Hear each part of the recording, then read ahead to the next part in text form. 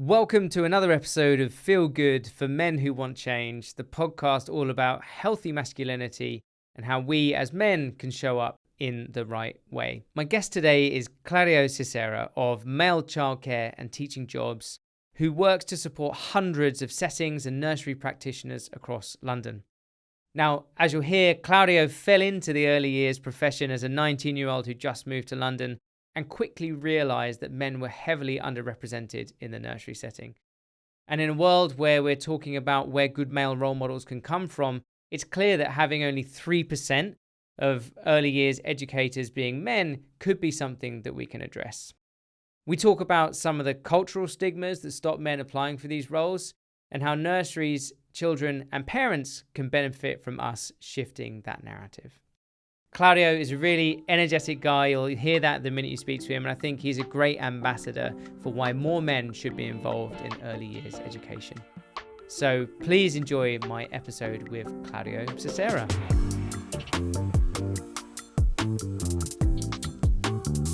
All right, Claudio, welcome to the podcast. Thank you very much for having me, Tim. No worries. Well, look, we're going to talk a lot, I think, about early years education and the men's role in that, but I'd love to understand a bit about your backstory and how you got into that, and take us back a bit and paint a picture for us. Of course. I've been working in the early years industry for around 13 years now. I'm originally from Italy, a very small village in the southern part of Italy. Yeah. I won't tell you the name because you won't probably know about it, but near Napoli, near Naples. Okay. So I decided to move to London at age 19, looking for a more diverse place to live. And I didn't really have any career prospects in mind. Yeah. So moved to London. A friend of mine hosted me for a couple of weeks there. And his flatmate was a room leader in a local nursery in Fulham, southwest London.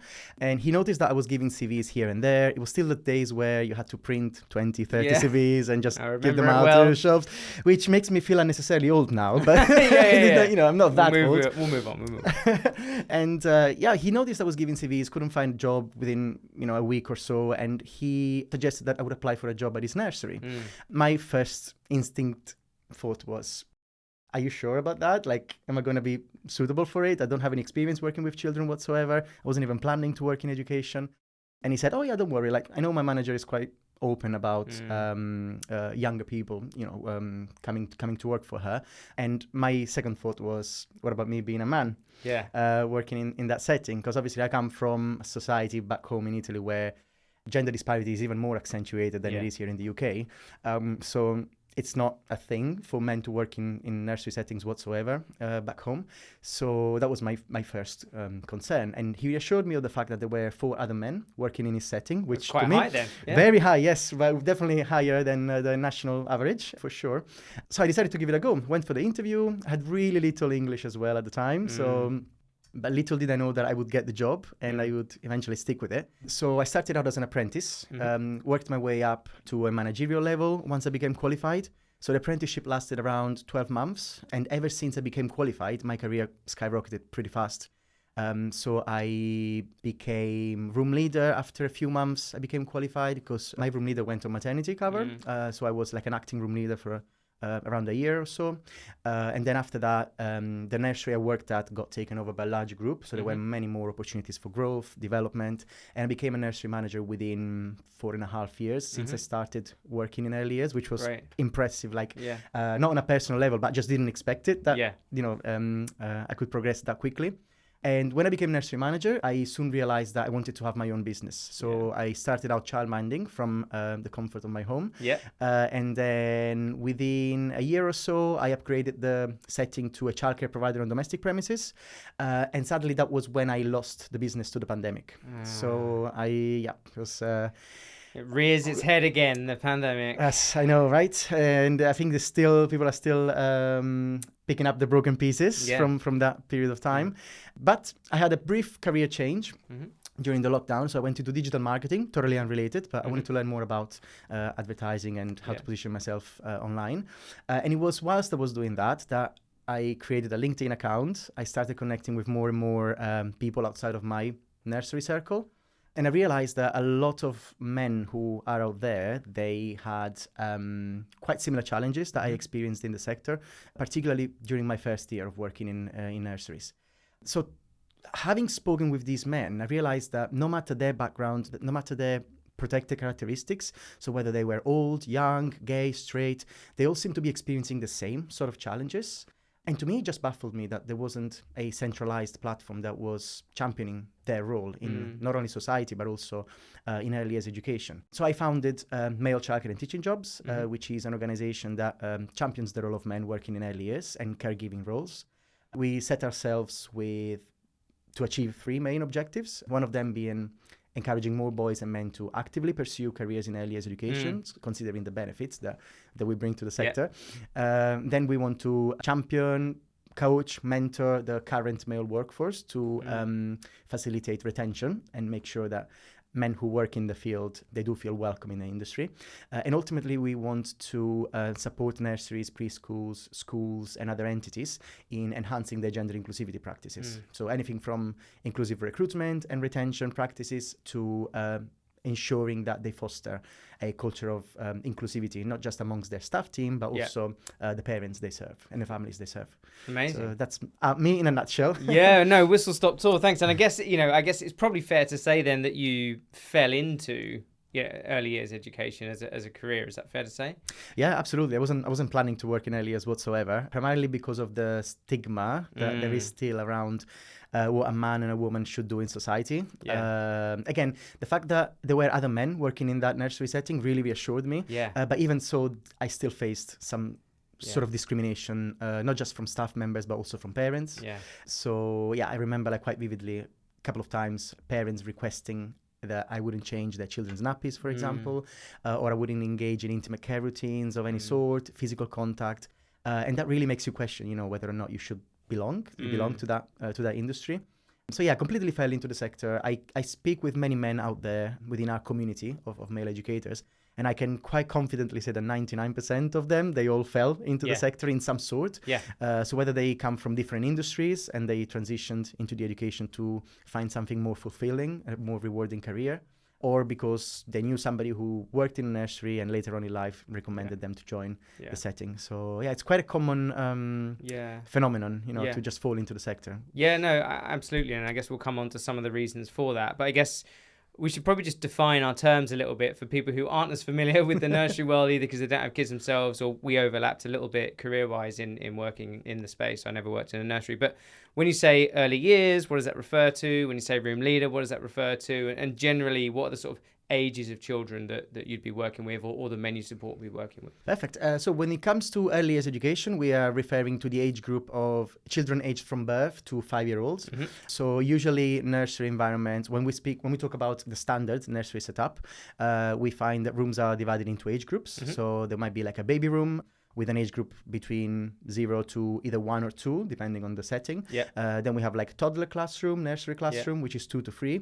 And then we would have the preschool classroom, which is 3 to 5. So that's where the school readiness takes place in a way. When it comes to positions, room leader is nothing more than a room supervisor. So it's the primary port of call for parents to liaise with when it comes to their children's development in the classroom, of course. So usually you would have unqualified staff members and qualified staff members, a mixture. There are some ratio requirements when it comes to that. And the room leader is the primary person in charge of that specific classroom. So it's the person in primary control of the planning of the activities and ensuring that all the members of staff, they are meeting the children's needs in the best possible way. Got you. Okay, that makes sense. And having sort of absorbed this and fallen into this nursery where there were other men, what were your first experiences of working in a nursery setting in that environment? It was very strange in a way because I still couldn't believe I was working in a predominantly female working environment, considering my background and all the stigma around that. Obviously, the fact that there were other men working there reassured me of my presence being accepted there. But soon I did experience, some challenges, specifically with regards to feelings of isolation. And that might sound a little bit like it wouldn't make sense because there were other men working in that setting, but they didn't necessarily reflect my own protected characteristics. And that sort of influenced my thinking about what that industry would be for. Let me explain you better. There's usually a misconception about the reasons why a man works in nursery settings. And if they're straight because they want to be flirtatious with girls, Or if they are gay, it's mainly because of their protected characteristic and because they seem to be displaying certain traits that are more traditionally perceived as feminine and nurturing and caring. So at the time, during my first year working in nursery, there didn't really seem to be like a middle ground, and I didn't really feel like there was a space for me in that nursery environment. So I've always felt like I had to conform to the system in a way, and I couldn't really be myself. So that's the thing that I struggled with the most during my first year. And because of that, I could feel that was taking a psychological toll on my mental well-being. And, sometimes I would dread going to work. Sometimes I wouldn't really feel like I wanted to spend time in the classroom. Often I had colleagues as well making what they seemed to think were harmless jokes about my certain tasks that I was carrying out, specifically like the more that were seen as traditionally feminine, such as, for example, bottle feeding babies, or even changing children's nappies, or even things like cleaning and, meal prepping. So I would often get remarks on that in the way I was doing them, and it didn't really make me feel like I was doing a good job. Although, in my opinion, I was, and according to my nursery manager, I was as well. And presumably that's just part of the job too, right? To avoid those tasks would be to not do certain things. Yeah, exactly. It's part of my job specs. I was supposed to be doing that anyway, and my nursery manager stood by me whenever I was raising concerns about it. So it's things that you're expected to do regardless of your gender, but unfortunately that wasn't a smooth experience that I had. As a 19-year-old boy, it can really make you question whether that's the right career path to engage for the rest of your life, really. Especially when you're so young. Yeah, I mean, it must have been fairly tough, right? Like, you're new to the country, you're new to the industry, you're a young guy anyway, to be in that environment, which also, maybe we should also talk a little bit about, what the average day is like, because I've worked close to a nursery setting. I worked in a members club that had a nursery. That's how we come to know each other. And, sometimes you would go up there and I would just open the door and be like, oh my God, just close the door again, because there's screaming and there's some wee over there and there's toys flying over there and that kind of stuff. It's not at times, it's an amazing environment, but at times it can be quite stressful. So perhaps maybe paint a little bit of a picture of what is a day like, or a common day like for someone working in that setting. Yeah, of course. So the day normally would start, well, if you work in a traditionally full-time daycare, day nursery, the day usually would start with breakfast time. So you welcome children in, you start building those early interactions with the family as well, and you ask families about their children's night and previous day, how they've been, just to make sure that there's enough communication about what you should know about the children on that day, so that if they do start screaming or crying, you might be aware of the reasons why. But then you'll start serving breakfast, try to engage with children, make every single part of the routine like a learning experience. So engage in conversations with the children. If you're having breakfast with them, educate them about the food that they're eating, for example, or likings, dislikings. Then following that, depending on the routine, there might be a circle time where children engage in reading books, singing with their educators, talk about their day, talking about feelings, and things like that. There would be some activity time set up during the morning, which could be a mixture of indoor activities and outdoor activities, and they would be normally reflecting what the 7 areas of learning are that we often talk about in the earliest foundation stage.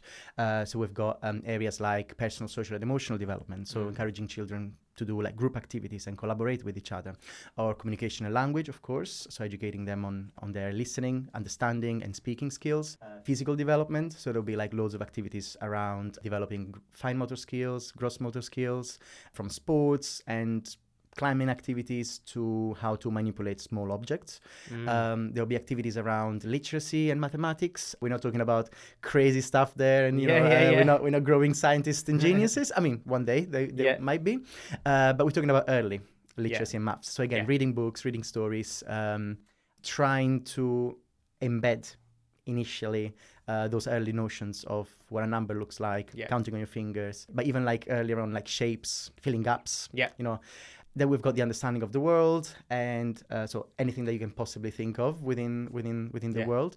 And then we have expressive arts and design, so encouraging creativity in children. So engaging in activities like arts and crafts, musical activities, creative, drama, you name it. There's quite a lot of things that you can do. So then the day would continue with lunchtime. So again, very similar to breakfast time. You try and make the lunchtime experience as playful and enjoyable as you can. Depending on the age group, children would go to sleep as well. So you'd facilitate sleep time. And after sleep time, there will be more activity times in the afternoon. Yeah. Some nurseries would do the tea time as well, around 4 o'clock, end of the day. After that, there'll be the pick-up time. So that's when children get collected. You, again, have that very purposeful interaction with the parents where you share with them how the day has been, if there's been any concerns, any success stories from the children. Yeah, which is, by the way, my favorite part of the day as well, like, liaising with the parents as well, because you really start building really meaningful relationships with them and the children. So that's what a typical day at a nursery looks like. There's obviously different types of settings that exist. There's some that are much more forest school oriented, so outdoor. There's some other ones that might follow specific pedagogies over others, but the list is quite long and extensive. Yeah, amazing. And it strikes me as you're describing that, how of course there's the sort of classic feminine trait of nurturing and that being what people might expect women to do more naturally, but a lot of what you described there in terms of those 7 types of learning or the wording that you use, a lot of those you wouldn't necessarily attach a gender traits to them in terms of like communication skills, emotional development, motor skill development, those kinds of things. They could be done by anyone, presumably. Yes, that's very true. However, there are certain tasks performed during that day that are traditionally perceived as feminine. So, for example, the nappy changing side of things, primarily because of parental concerns around that. Unfortunately, there still seems to be quite a lot of lack of trust in men carrying out this sort of activities, or anything really that's like related to the physical contact of the children as well. It's not just about nappy changing. So a member of our community once has reported a concern of discrimination that he experienced in his setting. So he had a child sitting on his lap and he was simply reading a book with them. And he was told by his nursery manager not to have children on his lap, and that they had a policy in place that would prevent that from happening. But then he noticed that there were other female colleagues doing exactly the same thing, but they weren't told to not to have children on their laps. So he straight away thought, why is that? Why am I being discriminated against my gender, based on my gender? And that's the sort of like examples that still unfortunately emphasize the fact that this is a career that's more traditionally accepted if you're a woman, as opposed to if you're a man. So amongst I guess quite serious claims like that, like what are some of the experiences of being a man in early years? Like what are these guys typically coming to you to talk about or share with you about their experiences? Primarily when we run our, let's say, we do like small group mentoring calls and discussions where we provide an opportunity for men to get on group calls and just talk about their day. So sometimes it could be like as little things as sharing a success story from a day, or sharing like something like an episode of discrimination. But some other times it just be like creating like a circle of friends in a way where we can just like come together, talk about our experiences without any fear of repercussion at work, if that makes sense. Especially when it comes to certain topics that these men might not have the opportunity to talk about in the staff room because of their representation, gender representation. So often we feel that the topic of discussion in a staff room doesn't really resonate with our interests or with our things that we want to talk about. So that opportunity for us to come together and talk as men from the earlier sector it really brings different dynamics to the conversation. Sometimes the level of humor as well can be a little bit different from a woman's. So we really have a circle, like a community where we can be ourselves without having to conform to when the standards that are expected in a nursery environment. I don't know if that makes sense. Yeah, it makes sense. I mean, I'm getting a sense that perhaps it could be, maybe if you're one of or the only man in your setting, it could be quite a lonely role. Right? No, absolutely. And that's like one of the most common struggles that men are experiencing in the sector, feelings of isolation, which is really why I got prompted to create this organization that I'm running today. I really want to make sure that men, when they start working in a nursery environment, they feel like they belong from day one. And one of the things that we always work with with nursery leaders is a robust induction process, not just for men, but for every member of staff in that nursery, really, so that they all know what some of the most common challenges that we experience are based on the stories of members of our community. And then at the same time, by being aware of those challenges, they will get appropriate training on how to overcome them and how to make their environments as welcoming as possible. Little things like topic of discussions in the staff room, or being mindful of language utilized.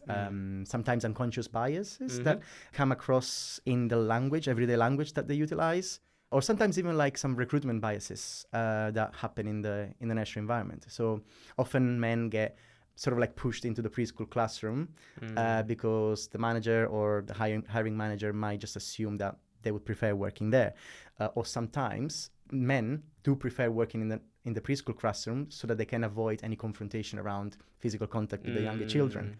So there's a lot of like intricacies there that really affect the way we get hired in the sector, but at the same time we feel. And so I'm not sure if that makes sense. Yeah, that makes a lot of sense. And I guess let's talk about, I guess, why it matters that we get this right. So, like, why does it matter that we get more men in early years education?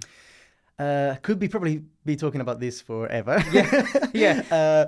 But if we would summarize some of the benefits of like having a mixed gender teaching workforce, I think the most important one is that by having both men and women educating younger children, we are sending a really strong message to the younger generations that men and women can do the same jobs. Men and women can collaborate with each other, and men can obviously be positive male role models for them.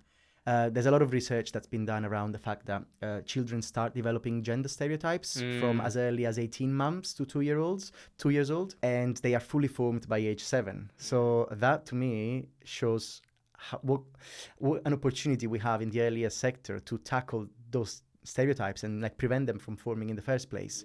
I remember once I took some children to the playground, and we got approached by another child, a 3-year-old boy, who came to us, and he was showing his jacket. So he wanted to show us his jacket, which had dinosaurs on. And I had a couple of boys who were wearing flowery jackets. Yeah. So first thing he said was, "Oh, look, I've got dinosaurs on my jacket. Dinosaurs are for boys." Yeah. And straight away, like, my instinct got me to ask him, "Oh, what about girls? What do they wear?" And he said, "Oh, they wear unicorns, flowers, and they wear pink." And I said, like, "Oh, are you sure about that? Look, I've got 2 boys here who are wearing flowers on their coats." And I could see straight away the confusion on his face. Like, "Oh, this is not what I've been taught." Worldview just destroyed. I know. So, that to me, it's not a huge concern at that stage, but that's, I think, the first step for an individual to then start developing stronger gender stereotypes later on in life if they're not tackled early on. And that's where I think over time, and again, I'm not making this a huge problem at this stage, but I think if it's untackled over the course of the years, that's where we get then to all those individuals who are on social media today promoting toxic masculinity. 100%. I mean, like, that movement and this movement of toxic masculinity, and there's some pushback against even using that phrase, but I guess that movement, a lot of it's all cultural. And culture is a big messy soup of lots of different things, and education plays a part of that. And so I think I couldn't agree more with what you're saying, that early years education is a key part in that cultural mess of like how boys think about the world they grow up in. Yeah, exactly. And then there's a guidance that nurseries should be following as part of their legal requirements, which is called the prevent duty. Right. And as part of that, there are 4 key values that should be followed. One of them being mutual respect and tolerance for those with different faiths and beliefs. Okay. Now, I think that often gets misinterpreted in the education industry, and people just limit themselves thinking that different beliefs relates to cultural beliefs and religious beliefs. But beliefs could be anything, like gender, could be identity, could be like different ways of approaching life. So there is so much more. I mean, and there are quite a few references that are made in that guidance around the fact that nurseries should be having policies that prevent misogynistic behavior from developing in children. Yeah. And I really think that by having men and women positively collaborating with each other, we're really sending that strong message to the children that, especially boys, that men and women can collaborate with each other, can achieve positive outcomes with each other. So we're trying to like blend the two genders together rather than like separate them and dividing them. 100%. And some of the research I was reading in preparation for this from the government report, just to give people a scale of the problem, we're talking about only 3% of the early years workforce being male. And that, you know, children can benefit obviously from diverse role models, as you've said, and that is particularly true if their own father is absent, because obviously there isn't a male role model in the household. Yeah, absolutely. Totally agree with you on that. And I think we live in a society at the moment that has more and more diverse family backgrounds as well. So speaking of single parents, but also same gender parents. So we've got, I think, we by having more male educators in your nursery environment, you're really helping filling that gap of that positive male role model that children need to have at home. There's also like quite a lot of interesting research done about the fact that men and women differ in some cognitive skills. We're not talking about intelligence level, but we're talking about ways our brains work. Again, cognitive skills, but that's not like a fixated idea of how our brain works as opposed to a woman one, but it's just because of how we were brought up as children and behaviors that we were encouraged as boys and as girls. So one key finding from research from the Griffith University in Australia was that men and women differ in spatial reasoning skills, which is the ability to manipulate and visualize 2D and 3D shapes in the environment.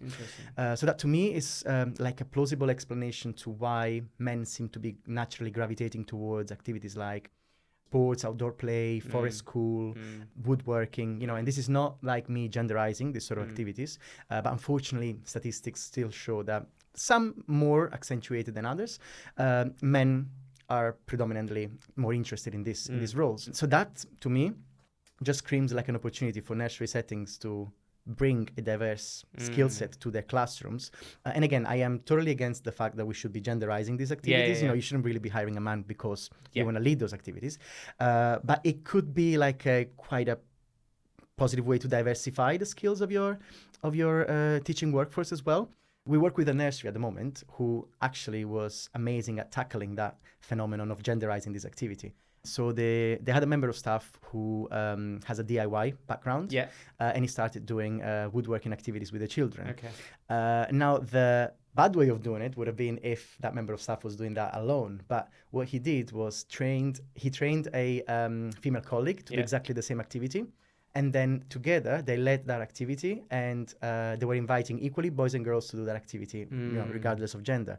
So that to me was a really nice example of how there was a different skill set brought into that nursery environment, but at the same time, we weren't sending children a message that only men can do that. So we're educating them on the fact that men and women could do the same jobs. There was another research that makes me laugh in a way sometimes, and it's about impulsiveness of men sometimes.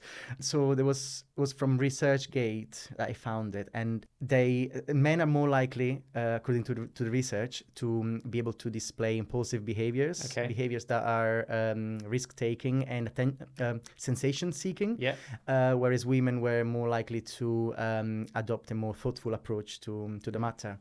And there was another piece of research as well that I found that with regards to job applications, where it said that was from the Business Review article. It was an Business Review article, yes. So it said that men are more likely to apply for a job when they meet only 60% of the criteria, whereas women are they will only apply when they meet the 100%. Guys are like, fuck it, I can do that job. Like, I'll just sling my CV in. Yeah, exactly. That I totally resonate with that myself.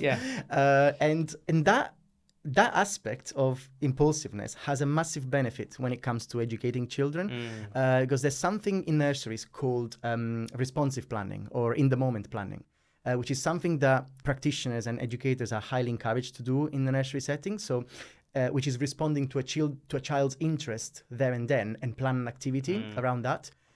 So we once had one of our male educators who was a lunch cover. He used to get to the nursery by skateboard, and the children used to witness his arrival all the time. They were getting overexcited about that, to the point that they were asking him to jump on the skateboard. So he instinctively just let the children get on the skateboard indoors without risk assessing it. It was an amazing experience, but I let you imagine the level of disagreement from the rest of the team members and the managers. So what we did there, we had a staff meeting around it. Obviously, we evaluated the benefits, the risks of that activity, and we had the rest of the team members participating to that activity planning. And eventually, we've turned that in the moment thing into like a proper club. So we called it like a skateboard club. Yeah, great. And we bought child-sized skateboards, elbow pads, knee pads. We started running it like regularly and in a controlled environment. And the parents loved it. The children loved it. The staff members loved it in the end because it was safer. And we became the only nursery in Fulham, like famous nursery in Fulham, to be carrying out that sort of activity. The skateboarding nursery. Yes, exactly that.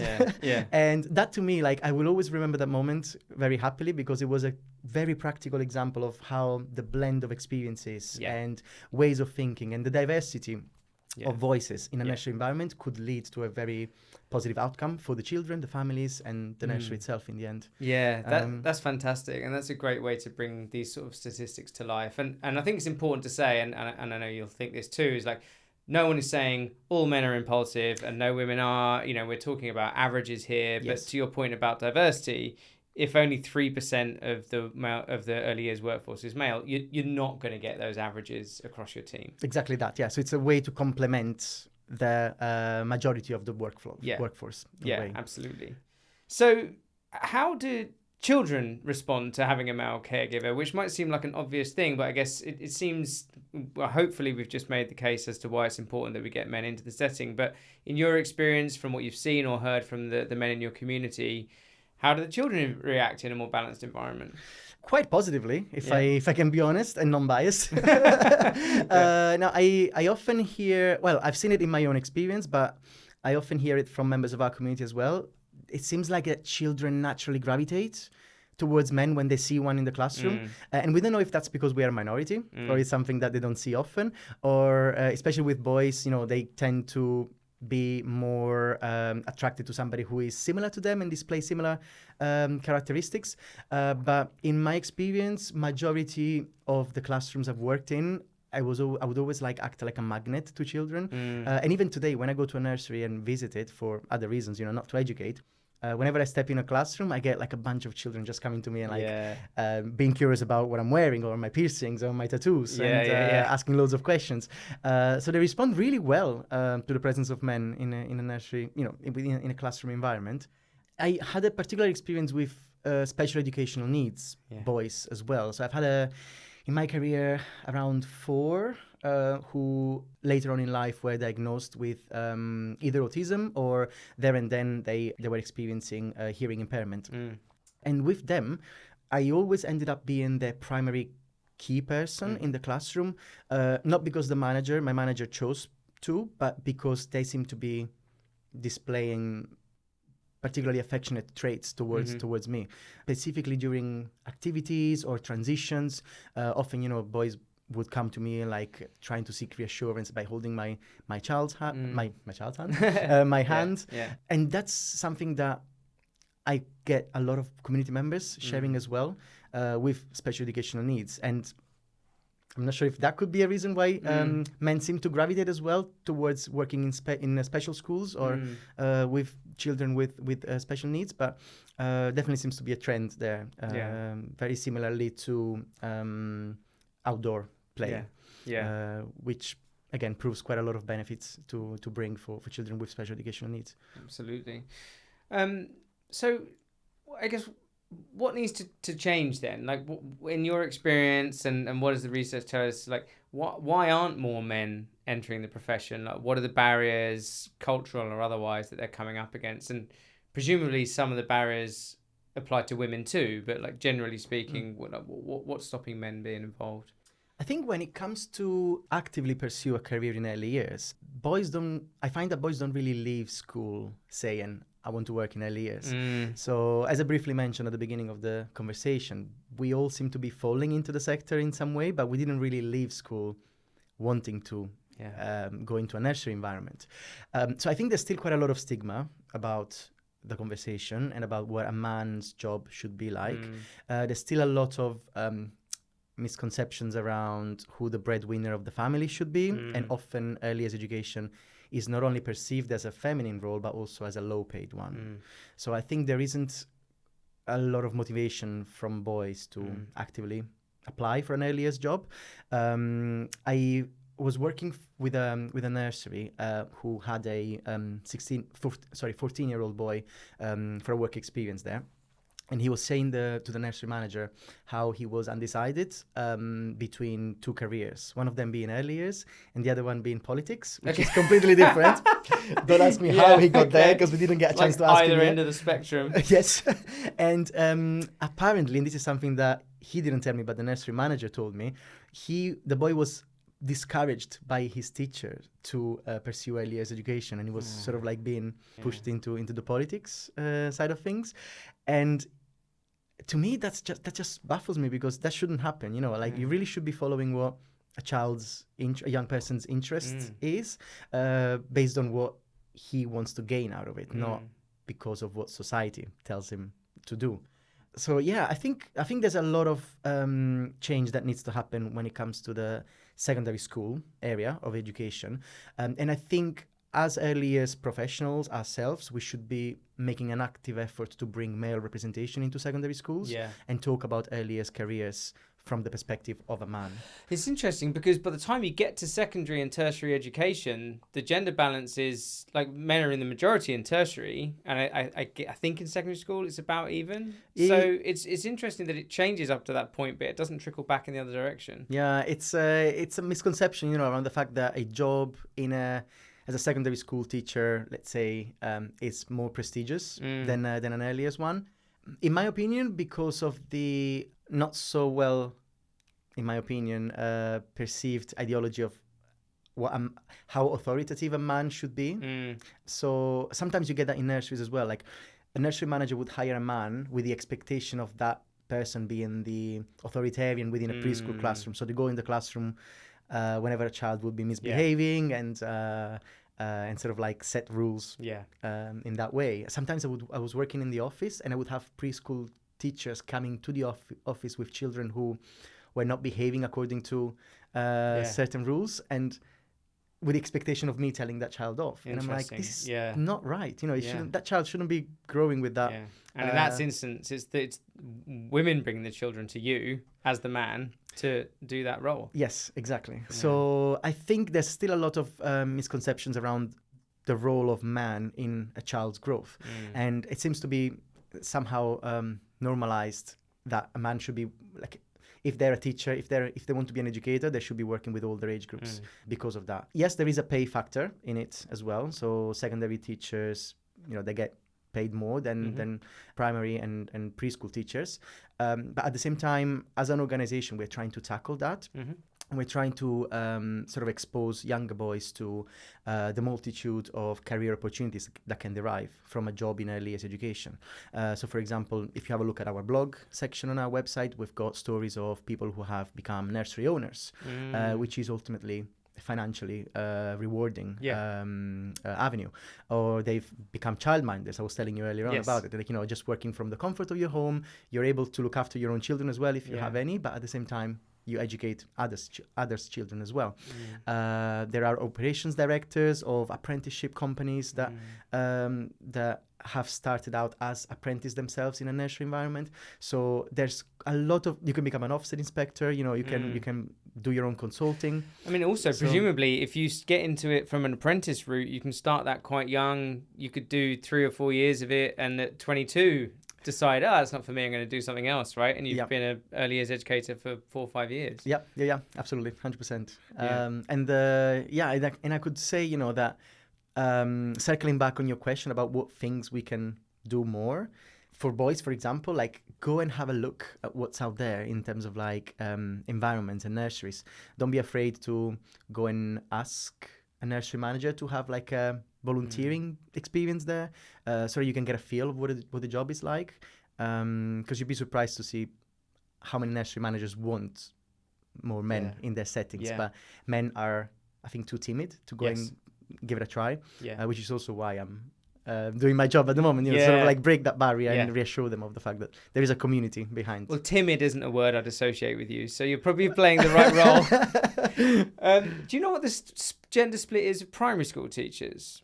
So it's around 13%. Okay. You're talking about gender representation? Yeah, gender representation. Yes. Yeah. So we've got 3% early years, 13% primary. Yeah, and then 33% secondary at the moment, roughly. It keeps on oscillating.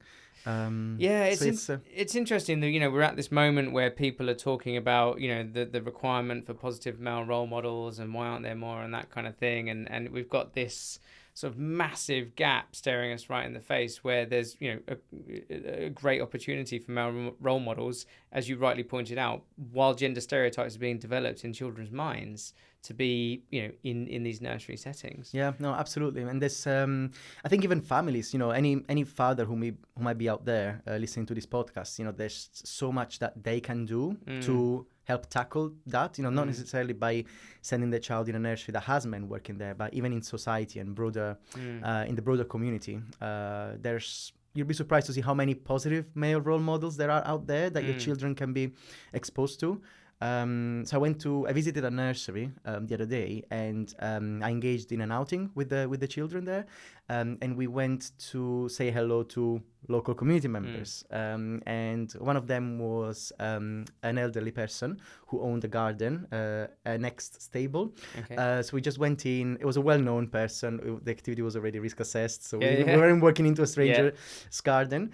But the man started to talk to the children about the tools that he had and what they were for and what the garden was used for and the fact that there was a horse living there, and engaging in all these positive conversations with the children. And I could see the children's fascination in their eyes listening to that man's story. And that was just an example of the sort of exposure children need to have to men out there in society who are nurturing, caring, gentle, because again that sends subtly a message to the children as well that we can be like that, we should be like that more. Yeah, so. Absolutely. And the other thing that it strikes me as well is that there are so many men who perhaps, hopefully it doesn't happen to this young man who's considering politics, but who are doing jobs they feel like they should be doing, right? Because there are, if only 3% of early years educators are men, most men aren't growing up with a male role model who was an early years educator. So all of the messages that we're getting are, well, you should go into one of these professional careers, earn lots of money because that's what men do. And I think what we're seeing now is a lot of men realizing it's just not really what I want, and actually this is a bit miserable and that kind of thing. And there are obviously stressful days in any profession, but they would possibly be much, much happier doing this kind of role. We've had a couple of cases actually in our community where one of our mentor, who is a mentor for students, he used to be an electrician. He started out as an electrician, wasn't enjoying it at all. He didn't find it fulfilling at all, and then tried education, and he had experiences in different educational levels as areas as well. So he didn't start out with early years. So he was a secondary teacher, and then ended up now working in early years because he found it much more fulfilling to unpick problems that he was experiencing with students at secondary school level, but at an earlier stage. So interesting, because it's so funny because we talk about it not as a moving down to early years, but moving up in a way, because you're really tackling those issues and problematics early on in life. So we had another apprentice. Actually, he's going for an apprenticeship at the moment. He used to have a corporate job in central London and did not find it fulfilling at all. It just felt like he was not bringing any value to society, and he didn't find it rewarding. And then he decided to give education a go. He was recommended by a friend that he would try a job in work in early years. And now he's loving it. He's got a musical background as well, so he's bringing his own instruments and playing music to the children. And he's having a massive impact in those children's lives. And when I asked him, what is it that made you make the move, take the leap into early years education, he said it's the reward that he gets out of the job. Yes, there are some stressful moments in the role, but again, as you rightly said, that's everywhere in the employment world. But I think the rewards outdo the challenges a lot in early years. What a great story. And if you're thinking about, perhaps there's I imagine there's probably 2 points, right? There's boys and young men who are thinking about where to start their career, and perhaps there's sort of guys who are a bit further into a career that they're not loving. Like, what do you think those two guys need to hear about working with kids or working in early years that might change their mind about it as a career? I think, especially with career changers, often they go into a career path because, again, of societal expectations or not necessarily pursuing their dreams. So I think when it comes to early years, I think you've got an opportunity there. And I think that we can say that for secondary school boys as well. You really have an opportunity there to bring your own interests into the world. So, for example, the guy who plays music at home, he's doing that in the classroom and encouraging children to, learn through music. We had the guy who used to work in DIY and is now doing woodworking activities with the children. Yeah. So I think it's a job that's highly customizable in a way. Yeah. So you can really bring any interest that you have outside, from personal life into the role, and seeing children learning after your interest and after your input into the classroom routine is the best feeling ever. Yeah. Because it really helps you realize that you're having an impact in the way the future society is shaped, and you can bring your own values, and provided that they're good ones. Yeah, absolutely. What do you think one of some of the biggest misconceptions are about, I guess, working in early years education in general, and then I guess a man's role in early years education? I think the biggest misconception is that men are not welcomed in a nursery environment. I think there are a lot of workers, staff members, managers out there that really actively want more men to work in earlier settings. Yes, we do get the occasional parent not wanting, a man to change a child's nappy, but a lot of other parents out there, they're quite supportive of having a mixed gender teaching workforce, especially with the nurseries that we are working with, because we are helping them set in policies that are inclusive. We work in partnership with their parents as well, so we educate them on the benefits of having more men in. So I believe, yes, a man might be discouraged to apply for a job in a nursery environment because they might think that it's not a job for them and it's a job just for women, or he might not feel welcomed. That's something probably that was happening many years ago, but now today we have support systems in place that can facilitate that. One of them being our organization, of course. Yep. So, if anybody ever is considering getting in a career where they get an opportunity to educate children, whether that's in a nursery or it's a home, I do welcome them to get in touch with our community members, because we've got a lot of people out there coming from all different walks of life, who are willing to share their story and provide emotional support, and even training, on how to get started. Anything from putting your CV together, preparing for an interview, expectations from first day in a nursery, to more complicated matters and more advanced notions. So definitely men are welcome. Yeah, they're wanted. Let's put it that way. They're wanted. Yes. And a misconception might be that they might not be, but that's not necessarily true. It depends on the type of setting you go to. It depends on where you land your opportunity. Yeah. So that's why I always recommend to select nurseries that work in partnership with us, because they are actually taking active steps to diversify their teaching workforce. So if in 5 years' time, the work that your organization is doing has been a massive success, where do you hope to be numbers-wise in terms of the industry? Representation-wise? Yeah. Ooh, that's a good question. I was never asked that, actually. I think, where are we now? 2 to 3%. In 5 years' time, probably around 10%. Yeah. Just because of how long it takes, I think, to change people's perspectives on certain aspects. But probably 10%. I would say. Yeah. What do you think? Do you think that's achievable? Yeah, I mean, I don't know. It's it's a bit of a. I think my background is in recruitment, and I think about this as a little bit of a recruitment challenge, and you can't recruit what's not there, and you can't make people apply for something that they don't think they're suitable for, right? Mm-hmm. So to go back to what we said earlier, it does feel like a big culture change piece that is just going to take lots of little things in lots of different places to get men to think differently about how they can make a difference in the world, how they can make a difference in children's lives, and how they can play a part in the way, boys are turning into young men with certain beliefs about the way they should show up in the world and the way women should show up in the world. Yeah, no, I totally agree with you.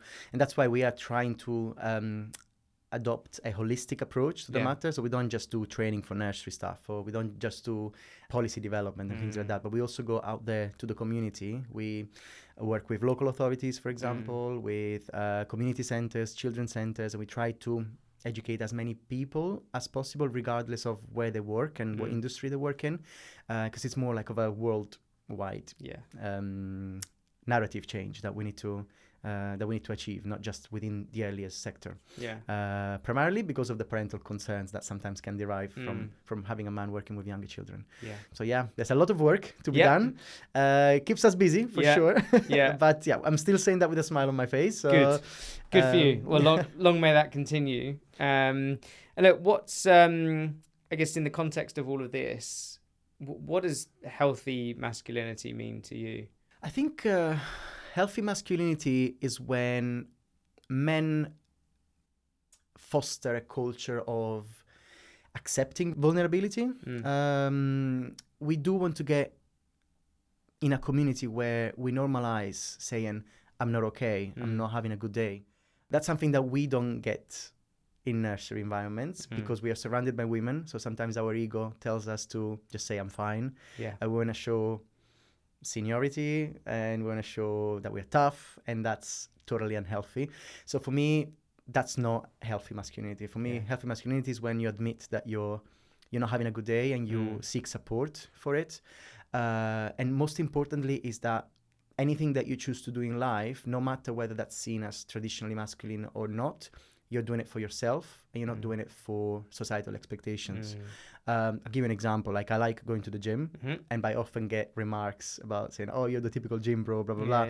I'm like, I don't do it for the looks. I don't do it for the status. I just do it because it makes me feel healthy. It makes me feel like I can climb a ladder with no issues. I can lift heavy boxes, not because I need to do it instead of a woman, but because I like to be independent. To me, that's the realization of healthy masculinity. Not having to do something for societal expectations. And accepting where you're feeling vulnerable. Absolutely. And look, I mean, I think if we think about people taking careers because of societal expectations, that might be one of the changes we need to see. You'd be surprised to see how many men, they realize they're not doing something that they enjoy. And whenever I tell them about my journey, they're like, oh, I wish I did that earlier on in life. I spoke with a lawyer who has been a stay-at-home dad for his daughter, and he was absolutely loving the experience of educating his child to the point that he was considering switching. He said he got to a stage in his life where finance wasn't an issue or not concern, an interest anymore. So he just wanted to do something that made him feel fulfilled. And he was actually considering coming to work in a nursery. So we watch this space. Might be able to share that case study soon. But that's an example. What you've just shared. Amazing. Well, look, any final thoughts for men who are listening, or anything you'd want to share about the work you're doing that people should hear about? Yeah, absolutely. If you are ever considering working in early years education, don't be afraid to get in touch with us. We've got a really strong community of men who have seen it all.